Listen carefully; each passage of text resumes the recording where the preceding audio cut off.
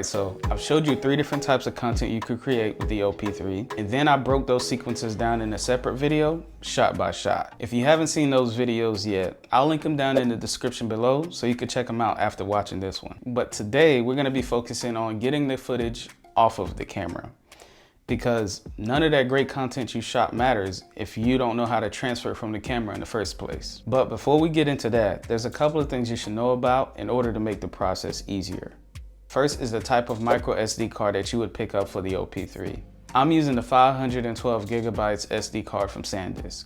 Now, you don't have to go with the SanDisk brand if that's not your thing, but I would recommend you pick up a micro SD card with the maximum amount of storage that the OP3 can handle, which on DJI's site is said to be 512 gigabytes. I say this because you can record a crazy amount of footage before having to offload or format the card. So if you're vlogging a road trip or a week in your life or whatever else you can think of, you can do it without worrying about running out of space. Most of the time I'm using normal mode in 4K at 30 frames per second, but it should be able to handle whatever you throw at it.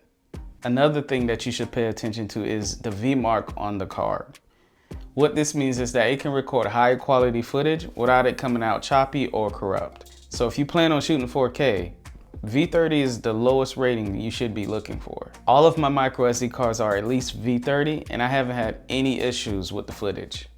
The last thing that will make offloading your footage easier is naming the folders and the files on the OP3 itself. It helps you stay organized and efficient when it comes to handling your files. To do this, go into the settings and scroll down to the naming management tab. You'll see that you can change the name of the files created and the folders that they were stored to.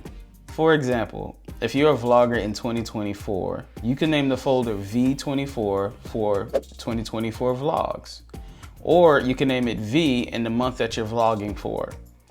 And the files, you can name them V01 for the day that you're vlogging or E01 for episodes. It's really up to you on how you decide to name them.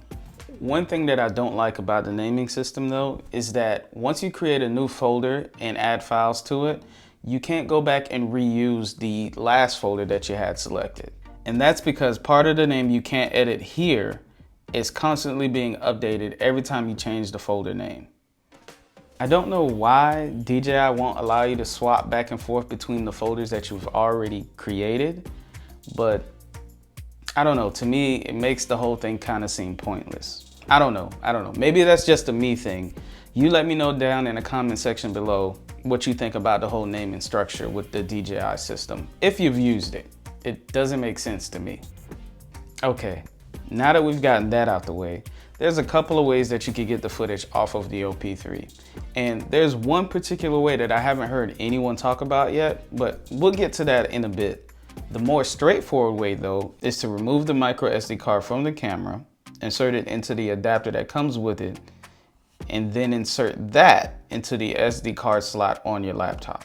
Then you look for it in your Finder window, click on it, and then click on the DCIM folder, and there you should see all the folders you created with all of the video files in them. From there you can move the files over one by one or select them all and move all of them to your laptop at once.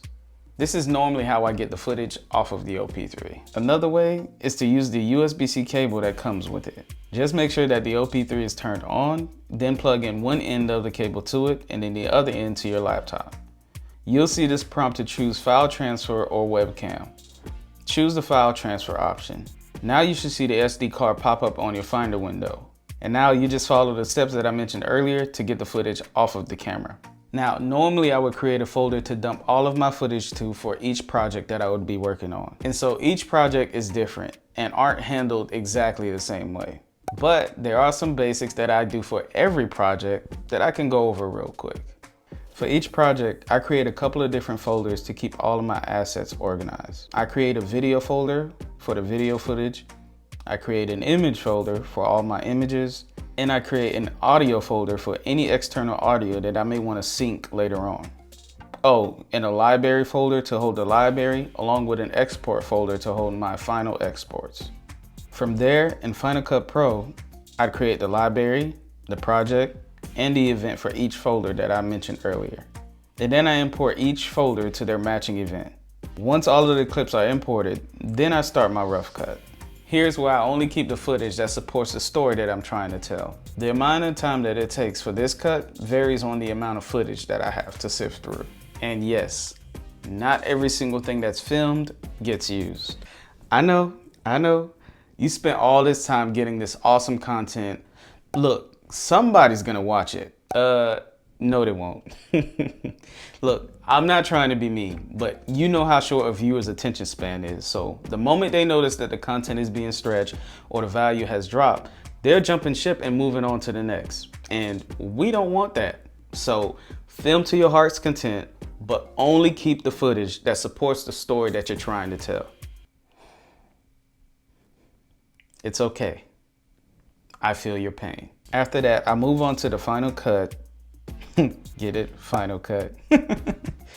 This is where I would go and make the final adjustments to the storyline and shuffle the clips around to help the story flow better and maybe do a little bit more trimming if needed. After that, I add some B-roll, make some color corrections if needed, add some music, transitions, and adjust the audio levels. Then I give it one last watch or two and then export the final video. And we're ready to upload.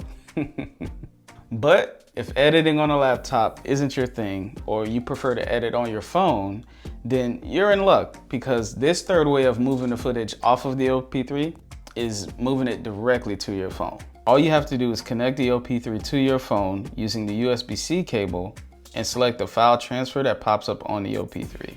Then on your phone, you want to open the Files app.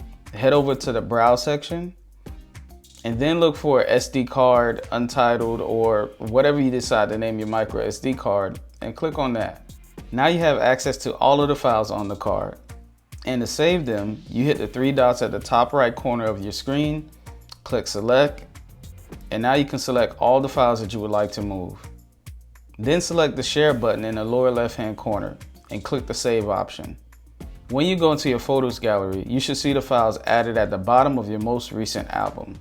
And now you can use any mobile editing app to create your next masterpiece. Oh, the video that I edited in this video was of a drive that I took with the OP3. I'll link it down in the description below in case you want to check it out as well. I think you'll like it. And you made it this far, so I know you don't hate the video. So go ahead and subscribe for more content and hit that like button on your way out.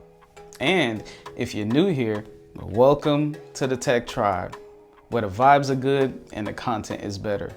And as always, thank you for watching, and I'll catch you in the next one. Deuces.